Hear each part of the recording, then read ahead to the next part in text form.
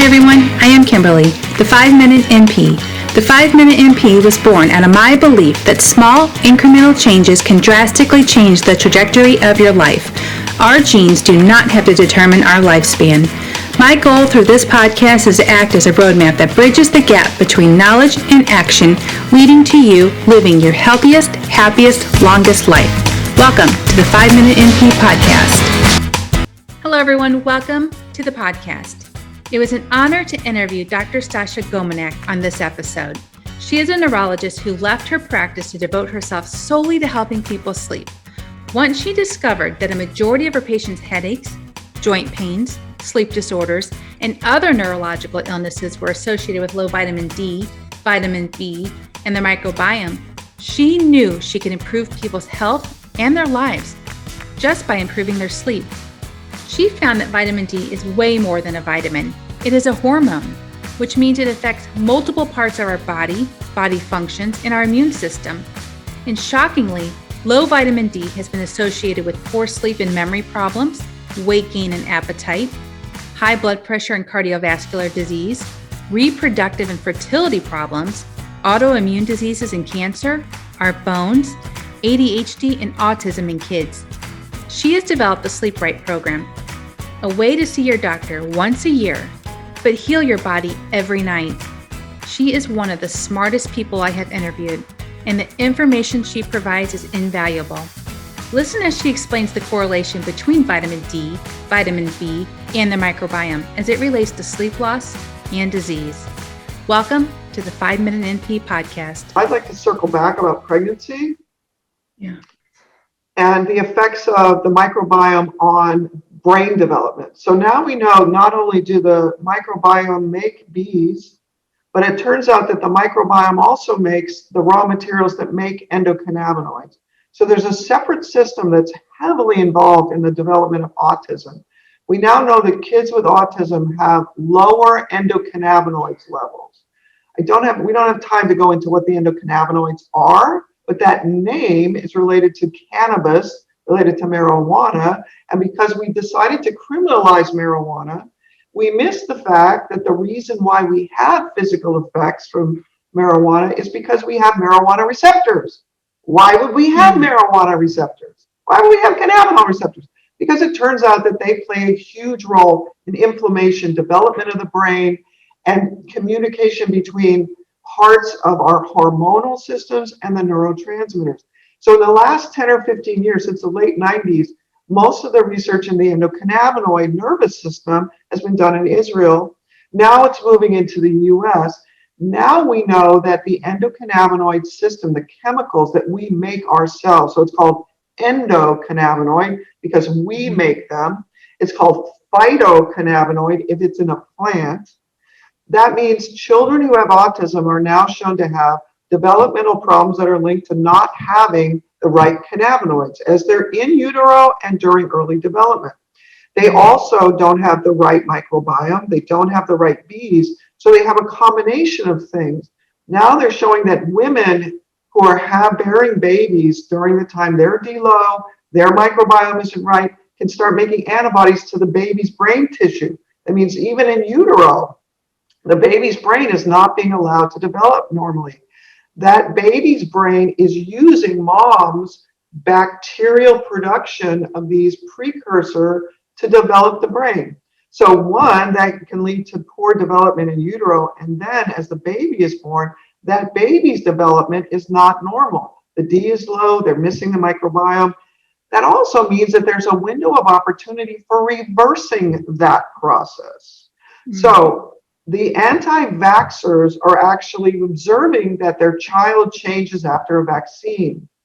Could we look at that as this child that looks completely normal 3-year-old really isn't normal? They have a sleep disorder that everybody else thinks is just normal for 3-year-olds to wake up and have leg pain and come into mom and dad's bed. It's not normal. They are actually have low D and they're missing their microbiome. That means that 3-year-old is really not the same as a 3-year-old in the 1960s. And their response to that vaccine is because their immune system gets too revved up because of the problem with the person receiving the vaccine. So the next intervention we can do in public health is make sure that all the kids before they're vaccinated have a normal microbiome. That, in my field of study, is not about measuring their poop. It is about looking at their sleep. So unfortunately, measuring B vitamins in the blood does not reflect what their stores are, and it does not really reflect how complete the microbiome is. However, if you can document that that child's sleep is completely normal for that age, i.e. 3-year-olds fall asleep easily at 7 p.m. and wake up at 6 a.m. without waking up, they're quiet, they look peaceful, they're easily breathing, they don't have a stuffy nose, they breathe through their nose, they keep their mouth closed, so their mouth development is normal. If you grade how well they're doing based on observing that baby and knowing what normal really is, you can tell whether they have a normal microbiome. That child has no food sensitivities. That child had no trouble drinking breast milk. In the past, if you couldn't drink breast milk, you died. That is one of the ways that it kept the mom from having too many babies in a row. If she's not delivering that baby at 27 weeks, which would have died, then if she doesn't have a D that's high enough, if that baby's microbiome isn't right and can't tolerate breast milk, that baby died. That means she's got 3 or 4 more years to get her body back in shape before the next pregnancy. We had no birth control pills. She would have a pregnancy every time she was able to, whether she wanted to or not. That means these were things that are still happening in all animals. These are regulatory processes that mean that squirrels don't have their babies too often. We don't think about them. We don't care about them. We only care about humans. But this happens in every animal species. That means if we can intervene in our population at a time when before they start to get pregnant, and then follow this into all of my kids have a normal microbiome based on the fact that they fall asleep easily, they have no physical complaints, they don't have a stuffy nose, they aren't taking a whole bunch of medicines, they aren't easily distractible, that tells you that their microbiome and their D levels are good. Then we move into a time when we use the sun exposure in a more intelligent way. One of the reasons why this is a global epidemic is even in Africa, as you become educated and you move into higher socioeconomic groups, you are not entertaining people in front of your hut. You now have a big house with a veranda. We move indoors. Now we take on our business over the internet. So I can be a well-heeled doctor in Africa. I'm living indoors now. That means we've changed our environment dramatically. And that has happened all around the world in the last 40 years. So eventually, now we are looking back saying, oh, this is so obvious, but it was sneaking up on us over the last 40 years. And unfortunately, because these two areas are both had the vitamin word applied to them, doctors are resistant to learning about it. So as far as the vitamin D and the sun, getting it from the sun, is it as effective or does it work as well to be able to, does supplementing work as well as getting it from the sun? I don't think we really know that. Okay. I really don't think we know. And there are some people that I've had interaction with who have always built their D from a sun, using a sun lamp. One guy who runs a health bar company in LA, who said he was not able to run his D over 80 by just using his tanning bed. And he's always just used the tanning bed. I think there's lots of literature that suggests that sun exposure is more healthful in many ways. There's a really interesting YouTube video by a dermatologist, ironically, that says that when we're out in the sun, there are chemical processes that make nitric oxide in our blood vessels that helps prevent vasospasm and helps prevent heart disease. Yet he's still using sunscreen. So sunscreen, when used intelligently, is a big advantage. However, using sunscreen all the time and starting in childhood actually means that we are trading skin cancers on our ear or our neck at age 75 for years and years of autism and torture. They haven't figured out that really I would prefer to have a basal cell carcinoma at age 75 than I would to take medicines my whole life.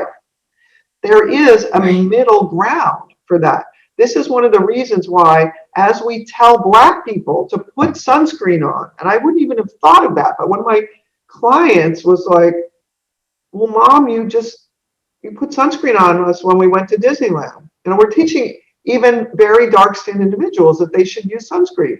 Well, that's crazy. They have their own sunscreen. That doesn't mean they can't burn. I mean, you should still use it intelligently, but that means that if we will use what we know and then also add to it what we know about the beneficial effects of D, maybe the more logical way to do it is sun exposure all the time in the summer as much as we can. And by the way, our kids' sun exposure is now very abbreviated. In the old rural population, they would get out at the end of May and start in mid to late September because it was harvest time and they had to help with harvesting whatever it is they were growing. That means the amount of time that kids are actually vacationing is now very abbreviated.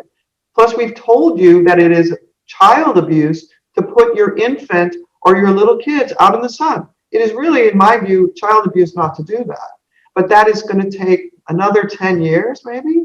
And in the meantime, the lay public are stuck dealing with the fact that without knowing this, their kid has an autoimmune disease, their kid has allergies, their kid can't breathe through his nose, their sleep is interrupted, they're depressed, they're hyperactive, they've got 3 kids that are running all over them. That is not the way it was meant to be. You can actually have calm, happy, helpful kids. You have to learn a little bit about it. It's not a single dose of something, and it's not just magic with vitamins. There's more to it. But actually, we can arrive there. And the reason why I have a website is I'm so fearful that people will just start using D without understanding that almost inevitably, if you've been using D for a while and you haven't brought back your microbiome, pain awaits you, pain of many different kinds. If you're using D without having a normal microbiome, you can get endocannabinoid deficient. Endocannabinoids are linked to fibromyalgia. They're linked to horrible chronic pain. That means you get low in all of these things that are making your pain nervous system malfunction. The Bs are the same. They make for burning. That deficiency in B5 that develops causes this terrible burning. So if you get into D at all, you really need to know the bigger picture. As doctors start to learn more about this, and the doctors that come to me are the ones that have sleep disorders where they realize the interventions, even if they're a sleep expert themselves, that the interventions they've been using are only partially successful. Let me ask you this. So with the sun exposure, I've heard that it's important to, the earlier in the morning you can get sun exposure, that is when you're setting, actually creating your melatonin for sleep that night. Is that very so? Is it more important? So there are multiple systems that help adjust our day, night, and our sleep cycle. Okay, we have lots of literature that suggests that sun exposure, so sunlight coming through the eye, hitting the retina, that uses retinoids, which means it's linked to vitamin A. So vitamin A is really a vitamin. It really does come from food, but it plays a role in linking our nervous system to make us be entrained or linked to the day-night cycle of our planet. So vitamin A, retinoid, sun exposure through the eye link us to the 24-hour cycle of the planet. D links us to the 365-day annual cycle. So playing a role in the background is the more time you spend outside, the better your sleep will be, even if you have these other problems. So once you get your D right, once you get your microbiome back, being outdoors, exercising in the sun, taking off your sunglasses, oddly enough, will still improve your sleep. There's plenty of literature about that. There are also things like when you eat. So there's a beautiful body of literature by a guy named S. Panda that shows that it's really not what you eat, it's when you eat. And that means if you limit your food intake to an 8-hour span, of the day instead of 12 to 16 hours. So what he did with a series of mice, you just let them eat whatever all day, 24 hours a day, which is what we do now. It affects their sleep and it makes them fat. If you limit your food to an 8-hour span and you spend 12 to 16 hours fasting, your sleep will get better also. Not only will your weight be better controlled, but your sleep will be better. That means that there are multiple interacting hormonal processes. And I really prefer to think of this whole thing as, if you think back evolutionarily, humans have always lived outside also. It's really within the last 500 years, only the kings would live in castles. Everybody else had a little hut. In Great Britain, they had huts that were covered by grass, you know. People didn't stay in that nasty little moldy, damp, dark place all day. They slept there just like the squirrels go in a hole to sleep, and then they came out. So if you've ever gone camping, your experience in camping is you don't hang out in the tent the whole day unless it's raining. You come out in the morning, you start to cook outside, and you really do live your whole day outside. That is where our biology was founded. That was the case for all animals. It still is. We're the only ones that spend our day indoors. That means our sun exposure has gone dramatically down since the 80s. I think it's hard. Okay, so, when we talk about sun exposure, is there a certain amount we need each day to get our D levels up? And then I think it's hard for those of us that we don't see the sun for, months in the winter. So I find it's a little discouraging or alarming. You're like, oh, well, how am I going to get my D? I'm just going to suffer with all these things because I can't get to the sun. Well, interestingly, we've already had habits that, fly to Mexico in the summer. Like everybody in Great Britain flies to Spain. We go to the equator. It's kind of like migration. So if you take a look and say, oh, that's weird. Birds all fly from the north towards the equator or from the far south to equator. And they do that in the winter. Do they know about this? No. They have hormonal processes that makes them long for the equator. There are chemicals that make them want to fly to Mexico. We can use that and say, okay, I'm going to go there. I'm going to use a sun lamp. Now, sun lamps are a way to make vitamin D, and it has to be a UVB light, but you have to be extremely careful with them. You can use them in the winter. We know that there are mood elevations from light exposure. Also, you can actually supplement with D in the winter. So I think that there's a way to do this down the center line that says, okay, I'm going to do this in the winter. I'm going to do this in the summer. My mood is clearly related. Does that mean I want to, and you don't want to necessarily use UVB light exclusively, because there are lots of other wavelengths, infrared and UVA. And so learn a little bit about that. But we know that light plays a huge role in our mood and our health in the winter. So you can do a combination of things. Don't forget that our exercising outdoors also probably has a big thing to play. So that means even if it's cloudy, even if it's cold outside, walking outdoors, even in the winter, has very healthful effects on our sleep and our health. I know I was just looking at sun lamps yesterday. There is a specific one for UVB rays. And I was thinking that is awesome, but also you have to think about skin cancer and that. So obviously you'd have to limit the amount of time you're using one. But I thought that looks amazing. Just wake up, turn the lamp on. Yeah. Okay. There's a thing to keep in mind in the background there. We have lots of literature to suggest that D on the skin actually protects us from skin cancer. That means if you take populations who in April, grandpa comes out and starts to till the soil. He comes out with his mule. He has a little tiny bit of UVB exposure. Then he has a little bit of a tan by May.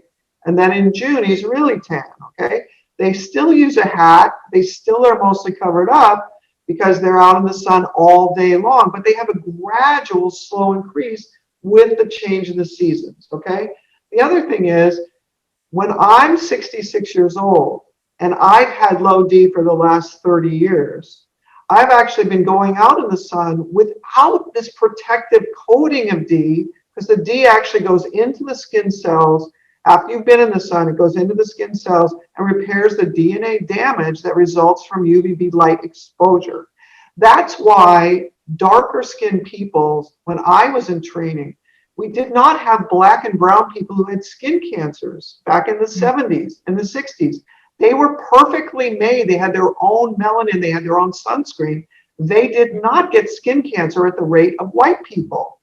That has completely reversed now, as we've told Black people to put on sunscreen, and they've stayed inside also.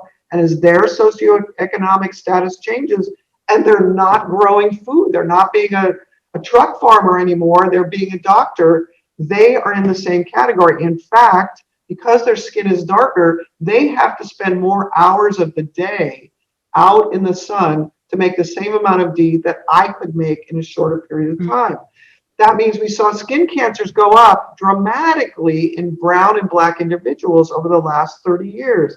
That's not because they're in the sun, it's oddly because they're not in the sun. It's an opposite. Now, does that mean that I, at 66 years old, should go out and buy a sun lamp? Well, there's some problems with that. In fact, because I have all this skin surface that hasn't been protected. That means I'm actually exposing possible cancer cells to further damage. Okay, so you really have to think of it more in terms of, okay, I have to think of that as an individual. Have I had any skin cancers? Yes. Do I want to be using a sun lamp? No, you really don't. You want to try to use the supplement instead, and you want to be really smart about what you're doing with your sun exposure based on your own physical medical history. I think it's interesting. I wanted to, for the obesity epidemic we have in our country, and I did a little research, even low D is a, with weight gain. And I find it interesting, like when you don't sleep, your hunger hormones are off, you're hungrier. The one that regulates your satiety is off. So you've got those problems. Then you've got all these high blood sugar, high blood pressure, all of these things happening when you don't sleep. And so then it's like, if we're getting sun exposure, we're getting our vitamin D, we're sleeping better, well, then we may just lose weight. Yes, that's exactly regardless of what we're eating. Huh? Yeah, that's exactly what happens. Like one of the frustrations for me is I was pretty clear that obesity, back in the 1940s and 50s, people would go to a traveling circus, and there'd be a little booth where you paid money to see the fat lady. Like, why would they pay to see a fat lady? And she would always have a little beard too, okay? Because it was extremely rare, because our population was not fat like that. It's not just the foods that we made available. It's true, fast food is playing a role. There's no question about that. But if you're not hungry when you drive past Whataburger, you don't stop. So our internal hormones are really what manages whether we're hungry or not. In people who are grossly obese, they can eat a whole meal and tell you they're still hungry afterwards. That is not a character flaw. That is a screwed up hormonal system that's saying, I just ate, but I'm still hungry. That's not good. That's not good for how they feel about themselves once we blame them. What I saw happen was, I think that D is related to being obese, but they didn't lose weight. So there was a piece missing there, and it turns out that the microbiome is the missing piece. The microbiome comes back. The microbiome plays a huge role in what our appetite is. And then if you can get that patient who feels better and sleeps better, they want to go outside and do more. They want to lose weight. If their energy levels and their feeling about themselves and physical fatigue is better, then you can get them interested in exercise. Then you can get them to a trainer. Then you can get them to have enough energy to cook a really healthy food and do keto. And keto takes a lot of concentrating. Also does paleo. You really have to change the way you think about what you do, and you have to plan your meals. Somebody who's terribly fatigued after 10 hours of work just wants to reach for the right thing. That means it's really multifaceted. It's when you eat, it's what you eat, it's how much exercise.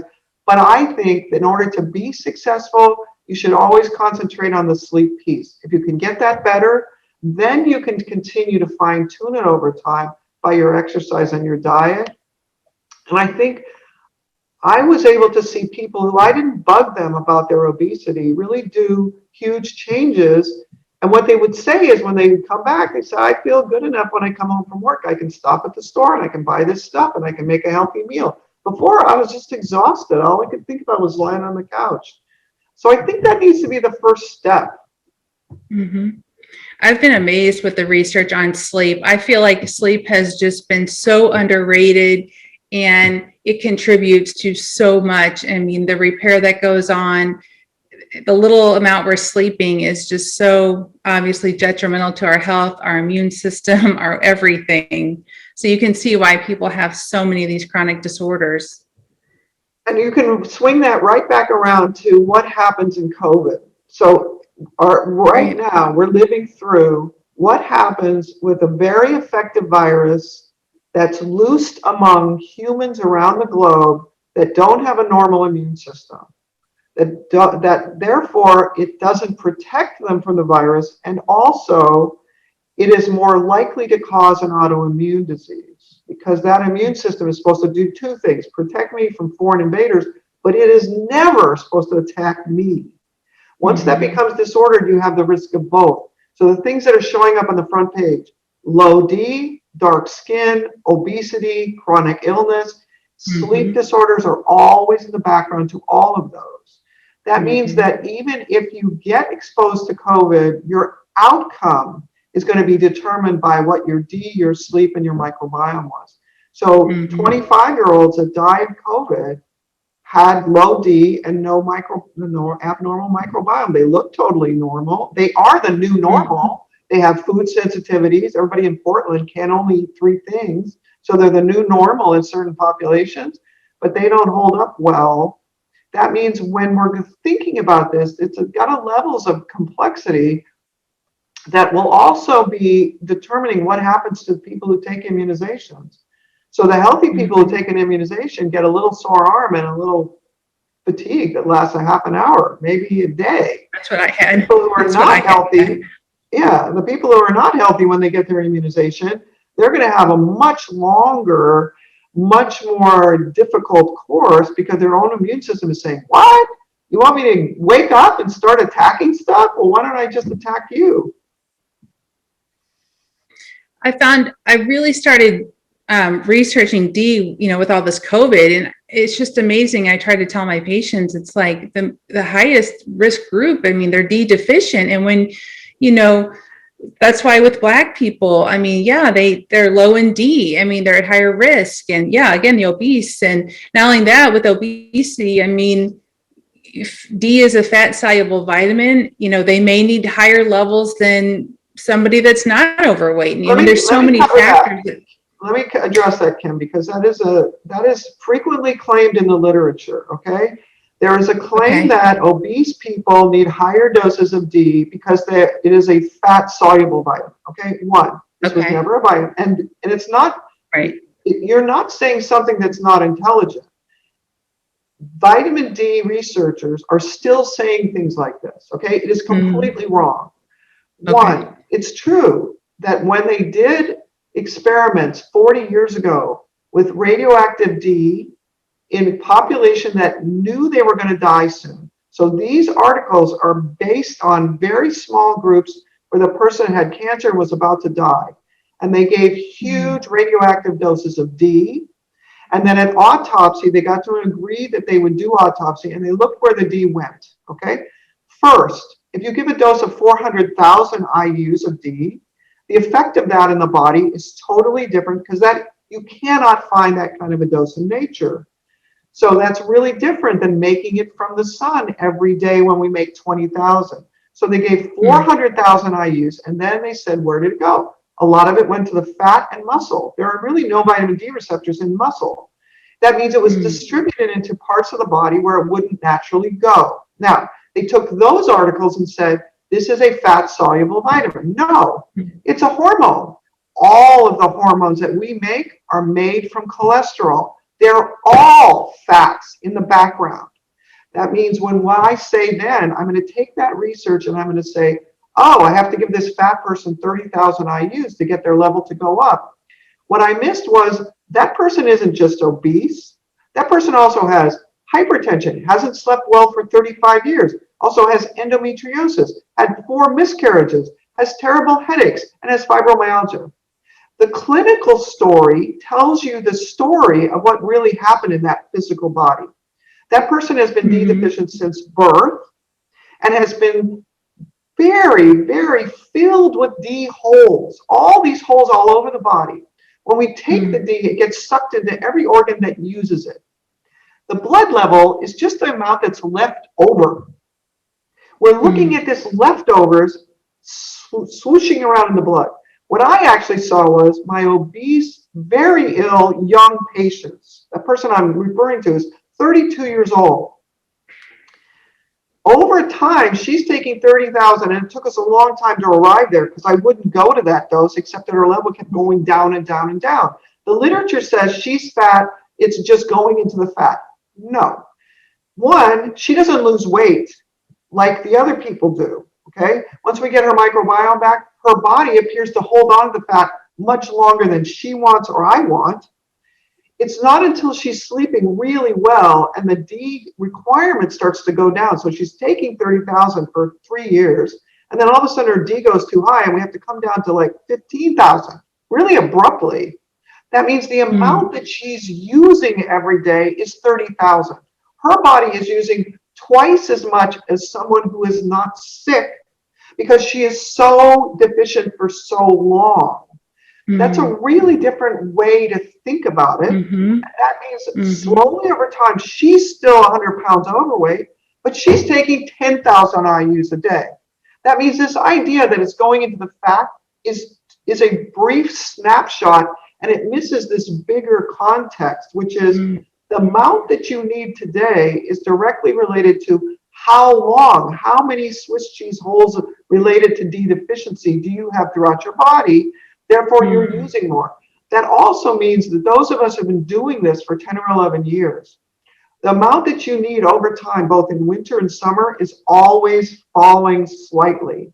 And you get to a point where you really don't need to take very much anymore, okay? In the summer now, I have to be very careful. If I even take 1,000 a day in the summer, I get my D too high. So there really is a learning process, and the most important part of my website and the program, RightSleep, is connecting how do I personally feel, connecting it to what my D level is. Because you can't do your D level every month for the rest of your life. You don't want to do that. What you want to instead is recognize what's the physical clue that my body gives me when my D is creeping up a little too high or when it's going a little too low. And that is a variable for each person, but you can do that as you're doing your D levels. Those clues will always be things you had before, because those clues showed up when your D was low, but you didn't know how it was talking to you. You didn't realize that waking up at 3 a.m. was part of this. You didn't realize that having psoriasis was a D-related thing. You didn't realize that, you know, your pain in your back and your legs was related to your bad sleep and the low D. Making that connection then makes you able to use the D intelligently and feel good half the time, and then something happens and you go, uh-oh, I haven't had a headache in 6 months. What's that mean? Oh, gee, it's June. I've been taking my winter dose for the last month and a half. What? My D is probably too high. I'm going to go down. You use the experience that you have with your own body over time to have data that suggests, oh, I better get my D level done, but I bet it's too high. I'm going to go down a little. Or I think it's too low because of this reason. I'm going to go up a little. Then you can use it in an intelligent way to actually modulate. You are biohacking, and it's dangerous to do that. But you're trying to keep your D in this nice little healthful band that would have resulted if we lived at the equator and we had the skin type that was, so that we kept our D in a nice little narrow band over 75 years.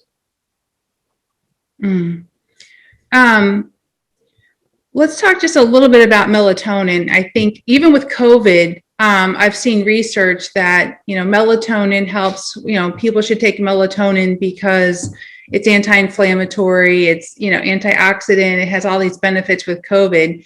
What are your thoughts on taking melatonin? I mean, in this whole process, is it just like maybe a temporary Band-Aid until you get your B and all this microbiome balanced out? I mean, is it okay? Is it helpful? Very good question. So the first thing to know is melatonin is a hormone also. And melatonin does hundreds of things. And it does a bunch of things we don't even know about. Okay, so every time we find a healthful effect of D or melatonin or thyroid or estrogen, we should keep in mind that we have a body that's we're in version 150 billion trillion. There have been so many animals before us. These biologic systems have mistakes and then they correct them. So we are at a place where there will be huge amounts of hormonal systems that are constantly interacting with each other, okay? Every single time we go and jack with one of those hormonal systems, it has unintended consequences. When you do D, it will have unintended consequences. I can just guarantee it for you. That means I would say that in a sick population, if melatonin makes you sleep better, then you should use it. Mm-hmm. However, if melatonin doesn't help you, then you put it on the shelf and you find something else. One of the weird things that happened to me was I'm seeing people who have really bad sleep disorders, and they all say melatonin, that didn't do jack for me. And then 2 years later, we do the D and the microbiome stuff, and they come back and say, my wife uses melatonin, and I just used it the other night, and it worked fine for me. That means they were deficient in melatonin as well. And it turns out that B5 makes coenzyme A that makes melatonin. So when you go D deficient and microbiome deficient, you're also melatonin deficient. That's going to mean that we're going to find out there are a bunch of things that we've been observing in our patients and ourselves that are melatonin related. Okay, that literature is still being born. Much like D, we said melatonin was about drowsiness. No, it's got 100 other effects. Now, does that mean we shouldn't use it? No, it means we should watch what our body says about it. If you don't like the way you feel, listen to that. You should never be using any supplement as though it is risk-free. You can't just take glutathione or CoQ10 and think, oh, this is supportive of blah, blah, blah. No, you just added something that really you've added it in 20 times the usual dose. Be cautious about that. Make sure that you always have a specific goal you're trying to achieve. I don't really agree with the idea that we can just throw these quote unquote supplements around. We found it in our body. Now, if you want to take amino acids are what meat is made of. Okay, so take some. It's kind of like a pre-dissolved meat, all right? Mm-hmm. I don't think those things are going to hurt people, but if we start manipulating hormones and thinking they're not going to have bad outcomes, that's dangerous. So we should always say, okay, I'm going to do this. I'm going to see what X thing results. If it's better, then I'll stick with it. And then if I get better, I'll think about whether should I take it away. So the reason why melatonin is widely used right now is that we're all melatonin deficient because of the D in the microbiome. So that is one of hundreds of effects that we're able to measure and say, oh, this is our population is melatonin deficient. Shouldn't you ask why? How are we determining that we're deficient?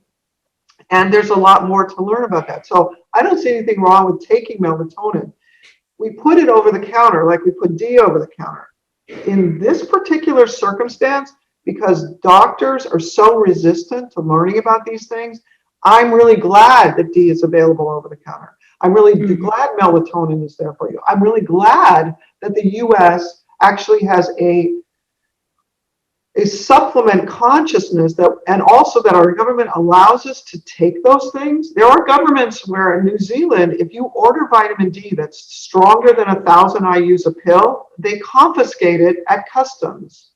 That means that I, as a layperson, can read Dr. Gomanak's information, but are really thwarted. They also can't get a decent D level. The D levels that are available from many of the British colonies, except for one place in the UK where they're doing vitamin Ds accurately, Most of the places you cannot get a D level. Throughout all of Canada, they're not doing accurate D levels. They've decided it's not important because everyone in Canada is low. Therefore, they're using these inexpensive immunoassays that are not accurate. That's a bad thing, because then we're going to make, it's normal for all kids not to sleep. They're going to have a much shorter lifespan than the generations. The last 20 kids born in the last 20 years are going to have a shorter lifespan if we don't do something. Wow.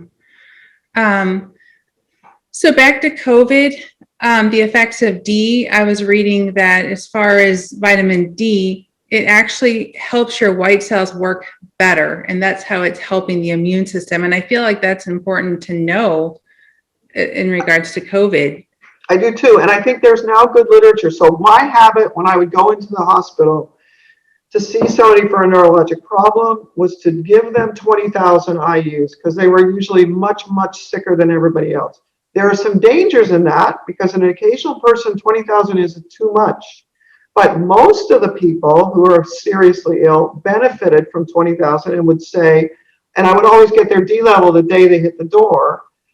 Most of them would say, this is the first time I've slept like that in 20 years. They really had a really nice response to it. Now, there are articles coming out that show that D3 given in doses of 20,000, D3 25-OH, which is a drug made by a pharmaceutical agency so that they can make money off of it.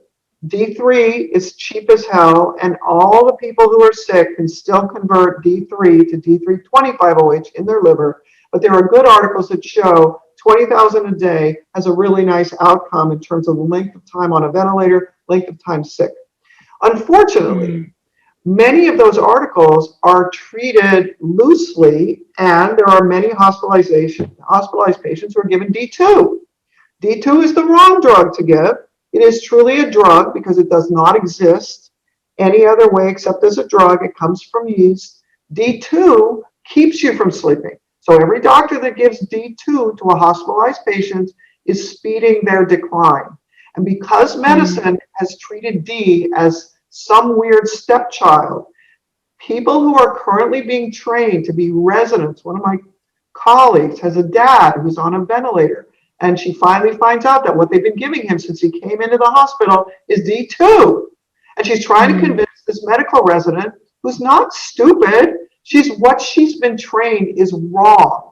That D2 is the same as D3. It is not. It was never meant to be used. No animal on the planet uses D2 except for. But what if they're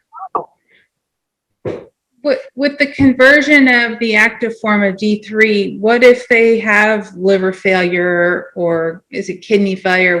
Then it would be appropriate for D2, or no, never? Here's the complexity of this. You're getting into very complex stuff. And the hard part is it's all called vitamin D. Like, why would you call 15 different chemicals the same thing? What is this? Right. Why would you call D2 and D3 vitamin D? There is no other part, at least with thyroid. They call one T3 and the other one T4, And then they said, there's a big difference, okay? Every single hormone in our body has a primary form, and then it's changed to 10 other things. Vitamin A, which really does come from the outside, is chemically similar, looks just like vitamin D, like testosterone, like estrogen. They have a very similar structure. It has many, many active forms, vitamin A. So we can take the literature of vitamin A and say, gee, if testosterone actually has 5 or 6 active forms, it doesn't have one. Estrogen has many different active forms. It actually has metabolites that do something else. So there's the first one, and that it has an effect, and then it's switched to this, and it has a different effect, and then it's changed to this, and it has a different effect. And it has a feedback loop that takes this metabolite. And so every single hormone does this. In D, we have arbitrarily said that it has one active form, which is D125-OH, and we can measure that in the blood. But what's important to know is the 25-OH form is the kind that shooshes around in our blood.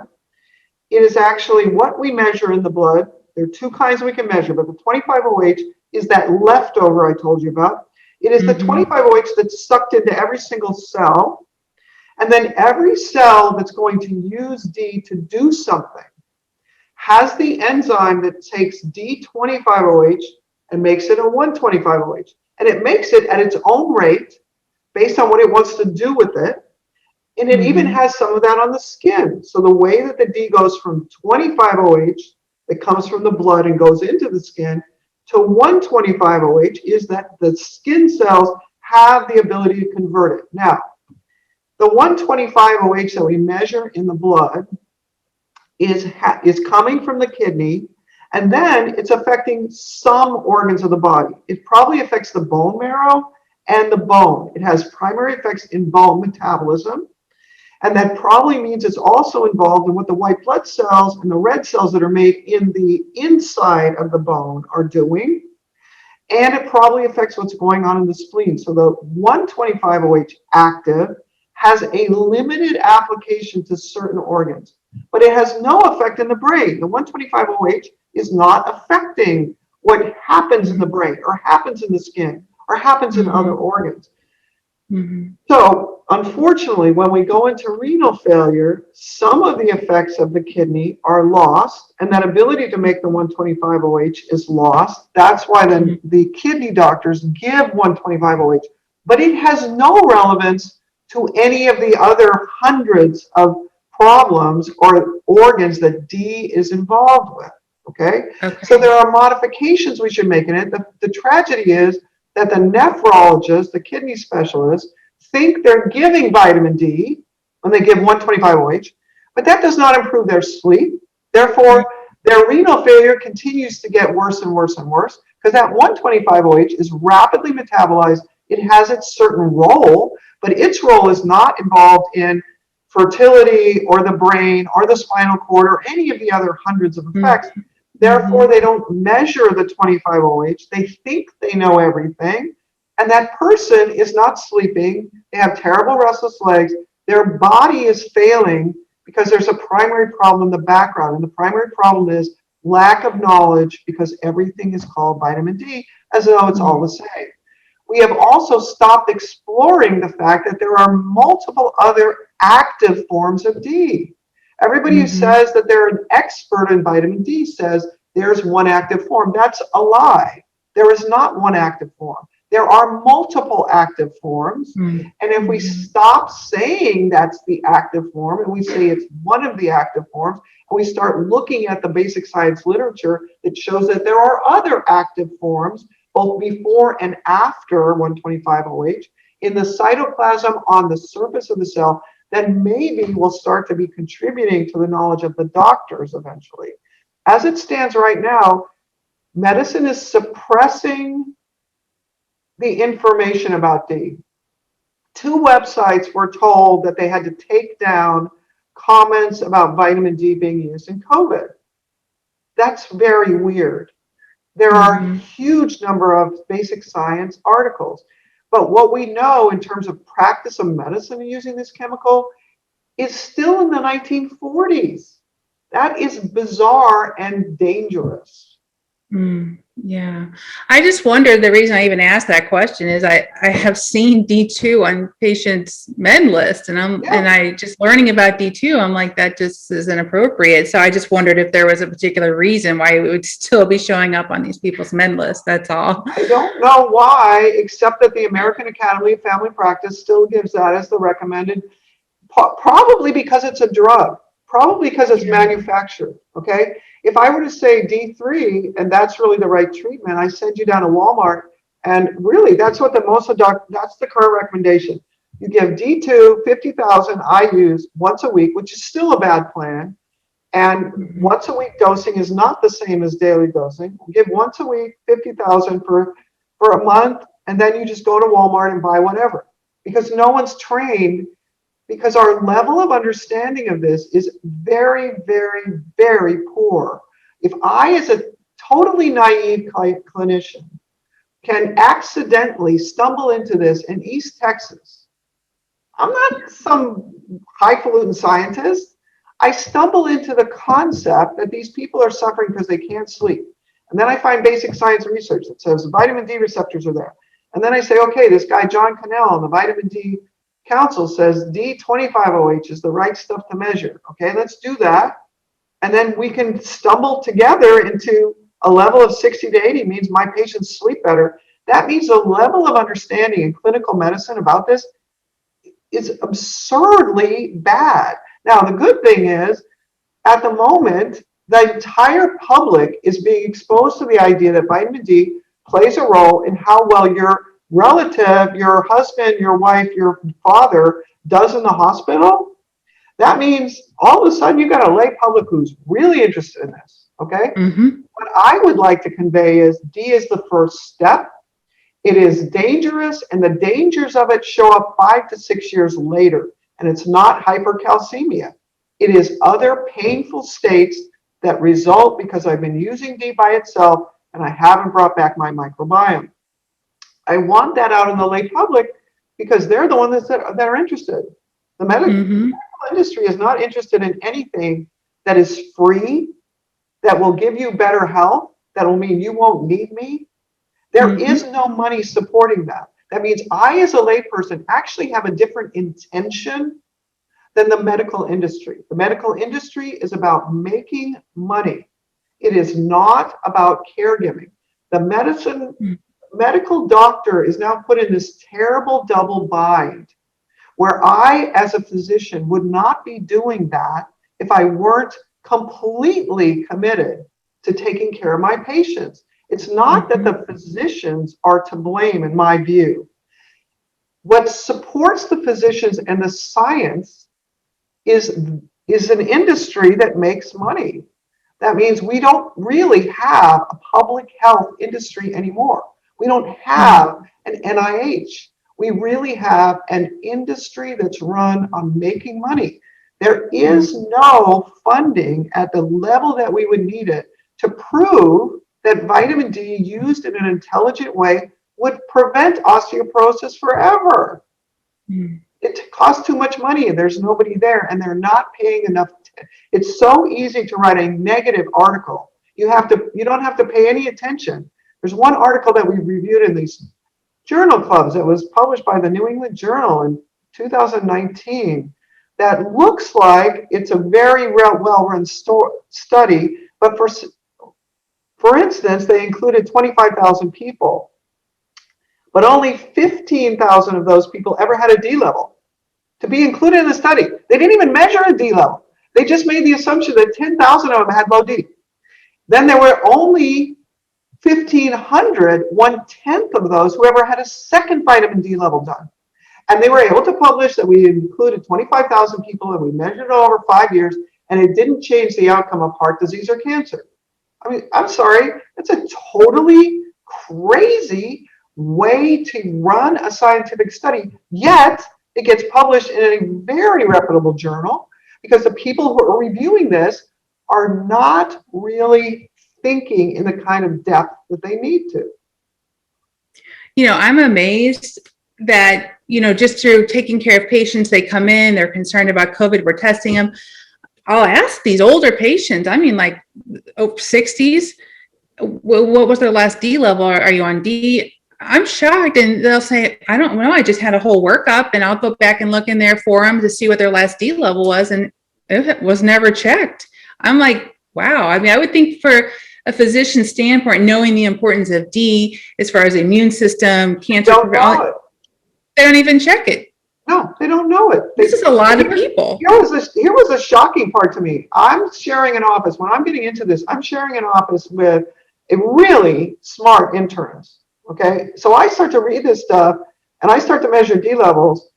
And I would think that as an internist, if I'm going to give drugs for osteoporosis, at the very least, I would acknowledge that if your vitamin D level is low and D is the mechanism for preventing osteoporosis, that I would really get their Ds over 40 first. No, there was no vitamin D level being measured before giving Boniva and all the other drugs that have made the drug companies millions of dollars. There are all these drugs. This is a deficiency state that calls for these drugs. There is still no studies that have been set up to study what would be the vitamin D level in our elderly population that would prevent osteoporosis so they wouldn't have to use those drugs. It's never been done. It's just crazy to me. Well, let's just talk a little bit about how people can get their D levels. I thought I was going to do that actually, just to test it myself. I mean, because you said it's important to check it several times a year. Yeah. Okay, here's another level of complexity, which is sad. When I was doing these studies, my lab that was doing the Ds for me was using the right machine. Okay, so every single hormone that we've talked about, thyroid, testosterone, estrogen, melatonin, cortisol, have to be shot into this huge $500,000 machine. It has two processes. It's called light chromatography, mass spectroscopy. It turns out to be very difficult to distinguish these little tiny chemical things that are on this particular hormone. So those are the machines that have always been used. So that means that thyroid and testosterone and estrogen are all used in this big machine. But about 15 years ago, when medicine started to do a lot of D levels, and when lay people started requesting their D levels, the lab companies decided that since nobody really knows what the D level should be, and the doctors don't really care, they're going to make these much cheaper, easier ways to do vitamin D that don't include this big expensive machine. And they use what are called an immunoassay. You make a little antibody, it binds to the vitamin D, and it tells you how much vitamin D is in the serum. Unfortunately, those tests are consistently inaccurate. There are many articles all around the world showing that they are not accurate. There is a little window in which you're going to be healthy, but that little window is not reflected in the tests you just did. That means that most of Canada, most of Australia, most of Great Britain, you cannot actually get an accurate D level. They are no longer using the LCMS technique machine. They still have it. You had a thyroid test done, it was shot into that. But when you ask for a D, they'll do this cheaper, easier immunoassay that is completely inaccurate.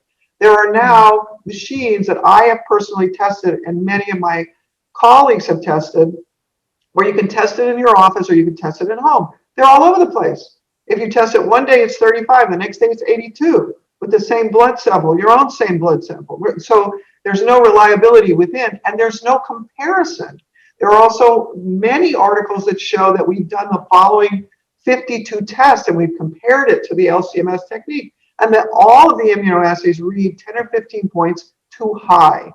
That means that even in the offices where they're testing D, what they don't know is even though they asked for D and they're trying to do the right thing, they are not being educated by their lab manager to say, we're using this thing that's making us a lot of money as a lab. It's costing me $5 instead of $25 every time you order a vitamin D. They don't know that the result that they're receiving is inaccurate. If you want to do the program that I'm doing, there is a tight little narrow band of 60 to 80 where you will sleep better. That means you must have an accurate D level. Luckily, in the US and very few other countries, you can actually, as a layperson, order your own vitamin D level. You don't need a doctor. You don't need to argue with your doctor. You can do it once a month. You can do it every 2 weeks if you want. And it costs you $39. It's really cheap. It's very quick. It is an LCMS technique. There is a company that has dedicated themselves to making this available throughout the United States. It's called Ulta, U-L-T-A, not Ultra, Ulta Wellness. They have made contracts in every state except a couple. You can't get it done in New York, Rhode Island, and New Jersey. And they haven't moved into Hawaii yet. But you can find a Quest draw station or some other draw station near you. It is made extremely easy on their website. You sign up, you make an account, you say, here's my zip code, where should I go to get my blood drawn? For $39, you can get your vitamin D level done, and 3 days later, you will get it in your own email. So you can do it as much as you want, it's reasonably priced, and it's very accurate. And that's really what I recommend on my site.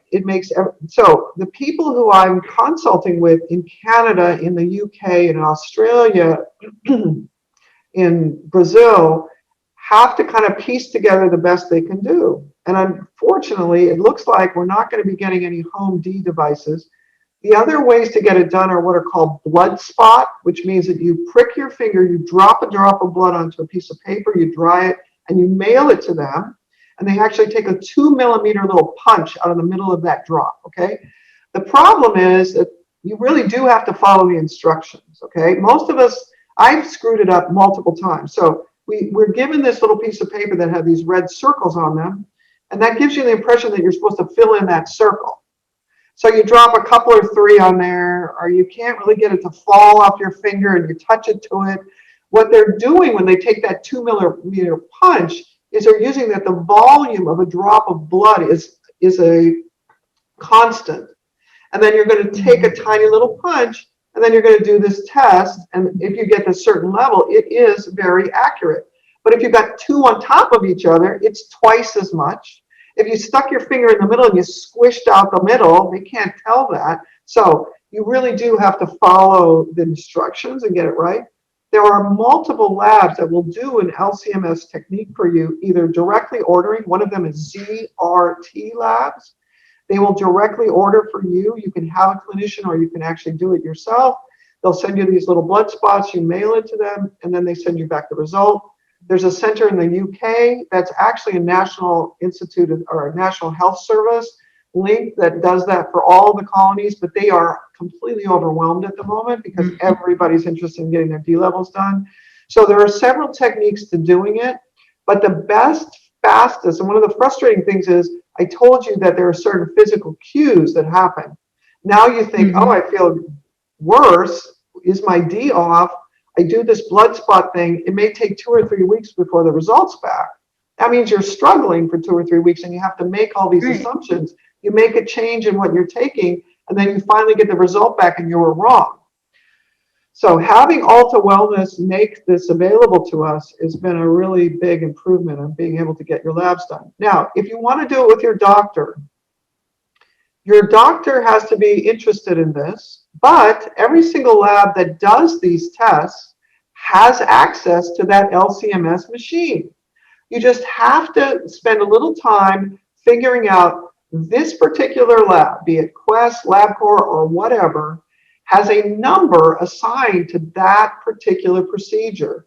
They'll have a different number for the immunoassay than they would for the LCMS. That means if your doctor is interested enough, what you need to do is convince them that they are actually doing the right thing by asking for that LCMS technique. And if the insurance will pay for it, it'll pay for it. It doesn't really determine. It'll still pay the lab $30. That means the lab just spent 25 and it got 30. If it spends 5, it gets $30 and makes a better profit. So it's really a little bit of work, but if you're going to do this with your doctor and you have one that's willing to do it once a month, which is really what you need to be doing if you want to improve your sleep and learn about how your body talks to you, you have to do it once a month. You have to have the data much faster. If you're willing to do that, you just figure out what this lab assigned number is and always put that on your lab slip. I think it's interesting. There's a really big nutrition doctor that I followed, and he mentioned that you don't even need your levels checked. And if D is toxic, it would be, you'd have to take, like 10,000 units a day to even be toxic. And I've read some articles saying similar things. Oh, you can just take it. You don't get toxic past a certain point. And I'm thinking that's not good advice. No, it's very bad advice. And it's a very short-term look. What they're looking at there is, will you become hypercalcemic? Will you make calcium too high? And will you start depositing that calcium in other places? But that loses the connection between the microbiome and hundreds of other things that D does. It is my view that D is dangerous because when you send your D over 80, you change the microbiome then too. And it's my belief that then changes the microbiome and then changes your endocannabinoid system. And in my experience, you can get horrific pain with the D over 80. You can get really weird heart complications that are about arrhythmias. They're based in having acetylcholine levels that are out of range. They're based in screwing up your microbiome again. And one of the difficulties is all of those symptoms are the same symptoms you had when your D was too low. Mhm. For distinguishing that that's what it's from. When you've been taking D for 5 years, you're never going to sort that piece out. I have 2 clients now like that, ran their Ds into the hundreds and stayed there for months on end, and they were a wreck. And that's something that is very difficult to do in a scientific study unless you're willing to follow people over 5 years. Mhm. Nobody's willing to do that. They just give D to rats, and they publish something after a 2-month experiment and say, oh, it's safe to do that. It's really not. And it's misunderstanding. If you just step back for a moment and say, why don't I just give you a monthly shot of testosterone instead of daily? That's what medicine did. Now we know you give a monthly shot of testosterone, and testosterone gets converted to other stuff. You're given in this huge dose. It's supposed to be depot testosterone, but it really doesn't do that. It was the weightlifters that had to come back and bring stuff online to show that those monthly injections of testosterone cause breast tissue to be formed, cause all these other complications of bringing the hematocrit and the hemoglobin up, and cause hyperviscosity and stroke. So those methods that were designed to make it easy, because a drug company made a testosterone that was injectable once a month, they are not the normal physiology of the body. That's why we're moving towards biologically normal or bioidentical hormones, because our experience has been, if you muck around with these hormones and don't give them in a physiologic, natural way, you will have outcomes that you did not anticipate and you will be sorry for.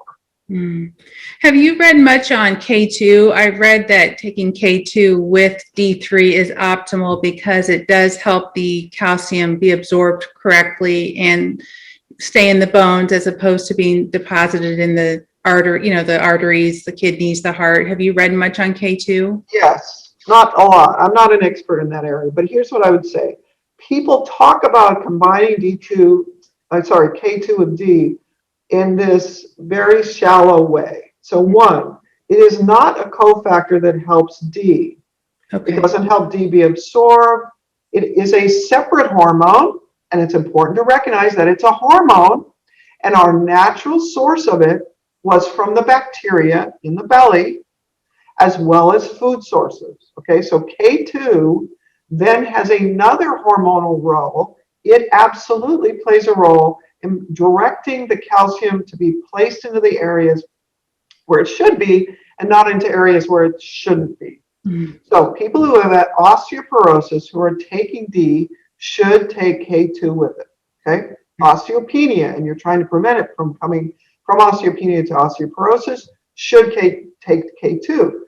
The fact that you found the osteoporosis means that they were D low, microbiome low, K2 low because their microbiome was bad for a long period of time. So there were other deficiencies that formed. The reason why I don't make a big deal about K2 in my program is because I'm already asking people to start 4 or 5 pills. And the K2 is usually in their multivitamin, and I don't think it's a major player in the least sick people who are trying to concentrate on their sleep. So in certain circumstances, if you've been shown to have calcification of your heart vessels or in other places, now we know you should really be taking K2 if you're going to increase your D. But I'd say that's a subpopulation, and I think that the connection between the two is used like, oh, you should always take K2 with D. I don't think that's true. When you get the microbiome back, it's kind of like saying you should always take magnesium when you take D. There are subpopulations where their magnesium is low. If you step back a moment, what you'll find is that most of these other deficiency states that they're referring to became deficient because of the microbiome being gone, based on the fact that we talked about how iron absorption is linked to the microbiome. That usually means that all these other deficiency states, magnesium, K2, are also linked to the microbiome being gone. I still support the idea that we take a multivitamin during this time that we're getting our bugs back, and probably for a year and a half afterwards, because once the bugs are back, they still have a whole bunch of repairs to make. You still have all these deficiency states to add these ions to. But I think that we're doing something slightly different by bringing back the microbiome and then staying on a simple multivitamin. In general, what I want my approach to be affordable cheap for everyone, no matter what their socioeconomic status, and to be as simplistic as possible. Everything we talked about is extraordinarily complex. That means making that into a simple package that someone with a high school education can follow. That's really the public that needs this stuff. Even the people who aren't really that interested in science, if you try to make it in a simple package, that's why I don't spend a lot of time with all these extra things. Those of us who are now interested in delving deeper, then you can get into the separate pieces of this that are important, that are sulfur related, or K2, or magnesium, or zinc, that sort of stuff. Yeah, I just wondered, you see all these different things. I'm thinking people probably don't know what they're supposed to be doing. You're right. It's so confusing. Well, in all your years of research, what has surprised you that you found, what has surprised you that you didn't expect? The doctors are the most resistant to change of any industry. I don't know that that's not the subject you wanted. It was really upsetting to me to realize that I was as arrogant and stuck in my ways as every other physician, that I had these very firmly held ideas, and it really wasn't until my patients would sit there and say, "Isn't there anything else you can do?" And I got old and I started to have sleep problems, and I thought, every time I say it's your own fault or you must be crazy, which is very common, okay? Young, healthy females with daily headache, frequently dismissed as crazy. And frequently it's a male physician and a female patient. And we're very ready to dismiss female complaints. And I think that's horrifying. And I saw myself doing that when I was younger. And then as you get older and you realize the role I'm supposed to play is another human being trying to share your tortured life with you. I'm supposed to be sitting with you, holding your hand and saying, at least, I'm sorry, I don't know why. And they would say, do you have anything else you can do? Because daily headache sufferers, most of the stuff, it works for a while and then it goes away. And then realizing that when we don't know, we're really trained to make up some bullshit, complicated name for something and say, oh, you have blah, blah, blah. That doesn't help anyone. And a few of my patients would say, oh, I have SCA24, cerebellar degeneration syndrome. And they'd come in with this, lab result. So now we're both like congratulating each other. Wow, great. Okay. Yeah. Does that help you walk better? No. Yeah, right. You're still staggering, aren't you? Okay. Right. Thinking of it in a totally different way, which is, if I don't know, then I should at least say I don't know. Right. I don't understand that. And then the next step would be when neither my patient nor I know, and they come back and say, let's try this. And I go, okay, infrared? Why not? If I haven't made any success, then who am I to scoff about infrared light or magnetic blankets or vitamins? Who am I to scoff at that when I really haven't provided an answer? As we practice medicine longer, we begin to realize that what was truth, absolute truth, in the 1982, when I was in this course, is considered laughable now. Just like bleeding patients with leeches. It's the same. It's no different. My absolute truth that I learned, I've lived long enough, I've practiced medicine 30 years, to realize that is no longer considered truth anymore. The reality is these are all made up stories. They're made up stories that humans are compelled to tell each other to make them feel better. We have to tell these stories. Now, if my story fixes something, that's a valuable story, okay? If my story, if you're taking these 4 pills, because my story is you have hypertension, diabetes, and high cholesterol, and I want you to take these 4 drugs, and you have a stroke 5 years from now, I'm sorry, your story is a little suspect, because it did not actually prevent the outcome. You convinced me I had no symptoms of any of these diseases. I had no symptoms of high cholesterol. I had no symptoms of diabetes. My hemoglobin A1C was 6.5. I had metabolic syndrome. I've given you these drugs. I better damn well be able to sue my doctor for giving me these 4 pills when I have a stroke 10 years from now. But as soon as a person says, I'm going to sue my doctor, all of the doctors and the family members standing at the bedside say, you've got hypertension, diabetes, and high cholesterol. What do you expect? How could you dare want to sue the doctor? Well, wait a minute. Isn't that kind of circular logic? Didn't you tell me that these measurements, because they're measurements, the sugar is elevated, the cholesterol is up, the blood pressure is up, they're measurements. We've said they are a disease, and then we made drugs for them. Those drugs actually accomplished a hemoglobin A1C of 5.5. My blood pressure's been down. My cholesterol's been under 200. Yet I still had a heart attack or a stroke. That means your measurements were measurements. Bringing them back into range did not succeed in accomplishing your outcome. That means you should at least say, is there something I missed? Could this be that those are manifestations of an underlying inability to heal the body because you're not sleeping? And should I therefore say, maybe I should stop putting Band-Aids over these measurements? Maybe I should instead look for something else. I should open my mind about the fact that sleep is what really allows us to manage all of these. So how has these findings impacted you in your own life? I'm a much more humble. I learned many more things about infrared light and magnetic blankets and all this other stuff. And I see the piece that I've added as a tiny piece of a much bigger whole. My original reaction to it was, I think, typical egotism, which is, I have this amazing information, everybody needs to hear this. And I would just vomit information on people at a cocktail party or at the hospital. It's very embarrassing to look back on that, because unless someone's interested, it's really irritating.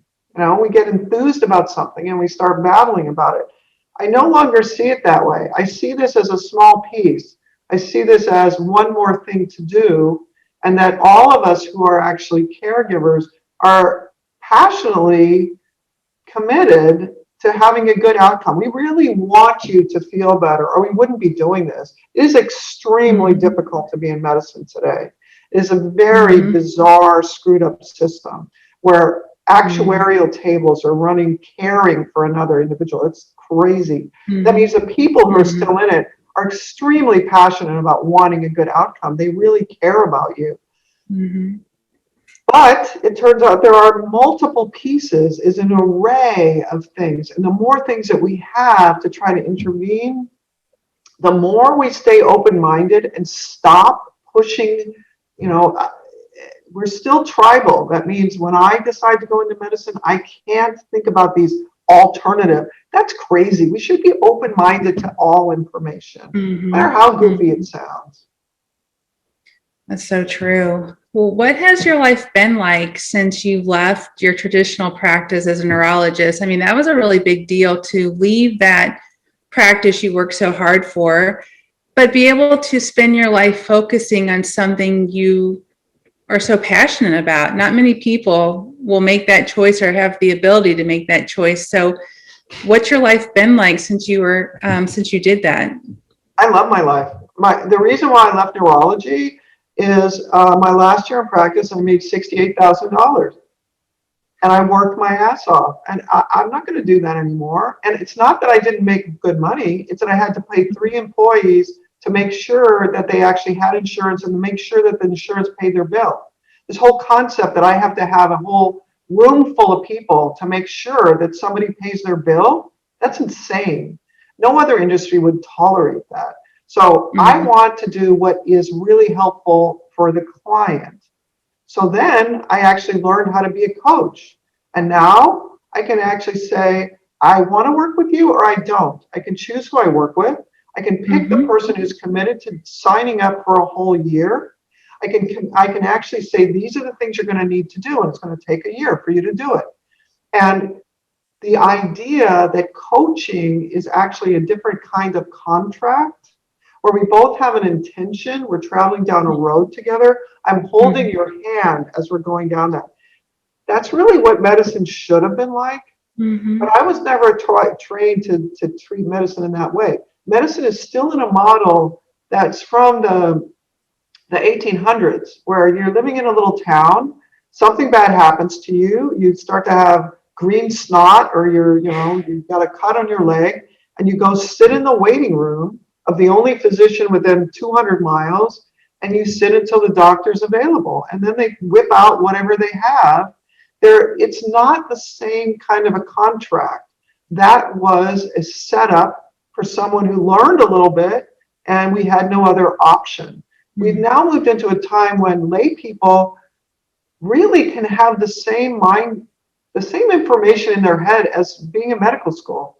You don't have to pay to go to medical school to have all the information you could acquire from their library. When I was in school, I had to pay a medical school to use their library. When you think about it that way, what I'm doing is I'm accessing hundreds of other human beings' stories that have come before me.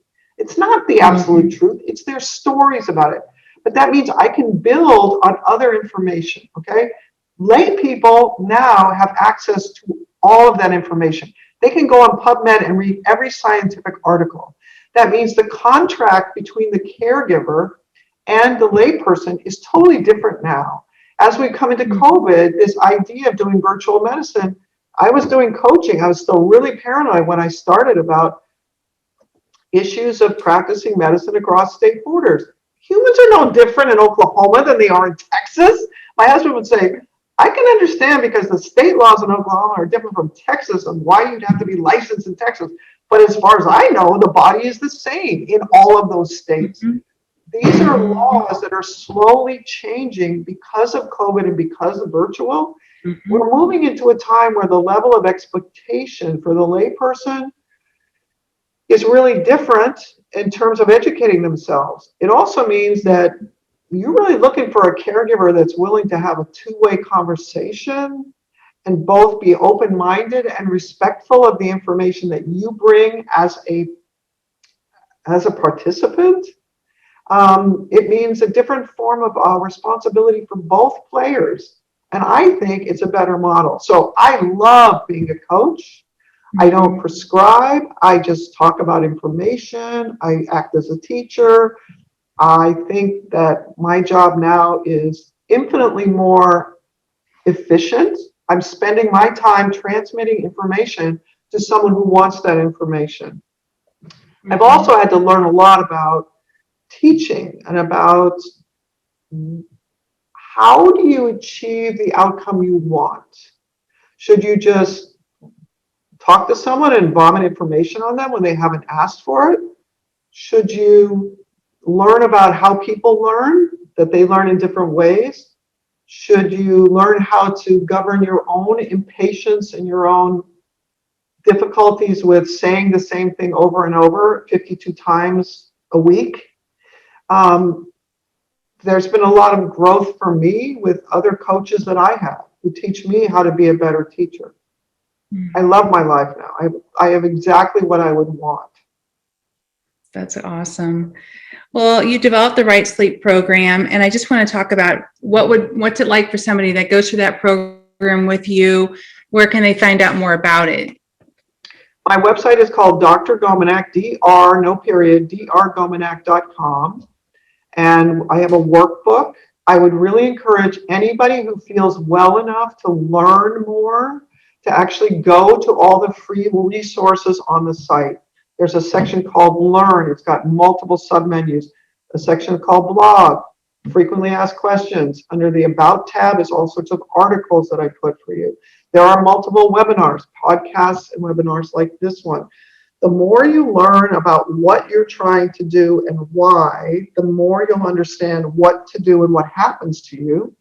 So all of the why is on the website. The how do I follow this path, is in the workbook. So I have a workbook that takes you through, works as your personal assistant through a whole year. And there are also some videos especially made for fertility and pregnancy and for children, how to take these concepts and change the doses and what age groups to do that in. I recommend it too. I learned so much. I actually printed out all your articles and I read them all. And I think you're doing a great job in the teaching aspect, because you really do break it down really in a simple, easy to understand manner, and it flows, and you just kind of go from one thing to the other. And it's like, oh, okay, I get this. This is easy to understand. Well, lastly, what are the main takeaways from this interview do you want people to have that will impact their life the most? If you take vitamin D, you need to have a way to do your blood levels. If you take vitamin D, you need to bring back your microbiome. So you have to learn about how to use B50 for 3 months. There are a few other details about B vitamins. It really turns out you have to learn some stuff about how to use these chemicals safely. They are not extra. The idea that they'll never hurt you is absolutely wrong. They are powerful chemicals like any drug ever made. And that means you have to learn a little bit about how to use them. And those are really the two basic things to learn, that sleep is the most important thing, and it will always be the most important thing. So even after you finish out my RightSleep program, you're still going to want to constantly be looking at, is there a way that I can improve my sleep more by my diet, by my exercise, by being outside? And if we always focus on how good our sleep is, we're always traveling on the right road. Wow, that's awesome. Thank you so much for all your time. Thanks for doing this. Thanks for all that you do for everybody, and just spending your valuable time with me to share this important information. I really appreciate it. Kimberly, you asked really good questions, and I have to compliment you. You were really well prepared. The best interviewers have already really learned the information, and that enables you to ask really probing, excellent questions. You did a really good job. Thank you. Thank you. It was so nice to meet you. I look forward to keeping in touch with you. Okay, great. Okay.